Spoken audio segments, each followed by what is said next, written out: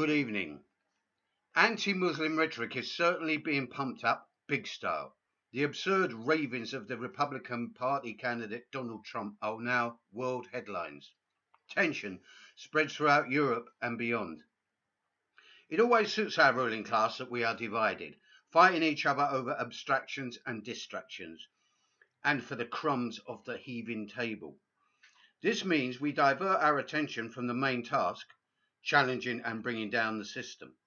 There are certain inconvenient truths we must acknowledge, however, such as the willing acquiescence of a substantial chunk of the population to go along with this. It's a mainstay of the system's structure now. Sometimes we don't even require demagogues, the media, or rabid newspaper columnists such as Katie Hopkins. They merely stir, add ingredients to the almost self-generating, bubbling pot.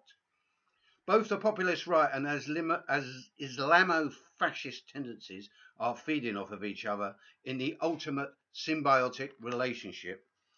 Islamo-Fascism is a rather unwieldy description, I must admit, but it does exist. Here it's to be found primarily flexing its muscles in places of further education and in the economic and social ghettos, appealing to alienated Muslim youth. It's a menace to all secular Muslims, and always remember, worldwide, over 95% of the victims of these zealots are in fact Muslims themselves. In the near future, I will describe exactly what I think Islamo-Fascism is.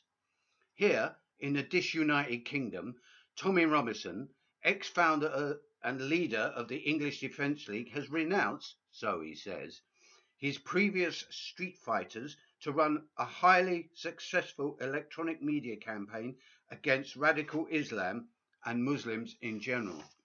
As anarchists, we obviously have no interest in defending Islam, as we are opposed to authority, all religion, and the whole absurd notion of God. Islam and Christianity are the yin and yang of the monotheistic religions, and we utterly reject them both. So, back to Tommy Robinson. He's landed the Pegida franchise here in the UK and is launching it in February 2016 as a street movement with a demonstration in Birmingham.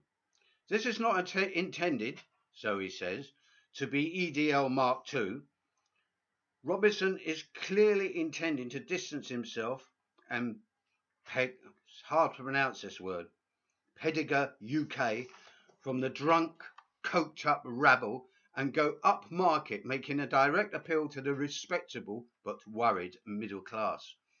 Apart from the inevitable counter-demo and the obvious possibility of street violence, will Pegida take off as a viable movement? Despite such near certainties as an outrage perpetrated by Islamic nutters, I'd hazard a guess and say that I don't think it will gain critical mass or even prosper. Despite anti-Muslim fear spreading, even entering mainstream with parts of the middle class, I don't think they are capable of mass mobilization for a cause like Pegida here in the UK. Not yet, at least. If or when they do, the service of Mr. Tommy Robinson Esquire will be no longer required. It would be hilarious to see the lumpen elements nudging elbows and clashing with any respectable middle-class types on the future Pegida. See, it's difficult to pronounce, demo. Question is, will enough idiots turn up in the first place to make it viable? There will be plenty who will be opposing it, mostly non-Muslims.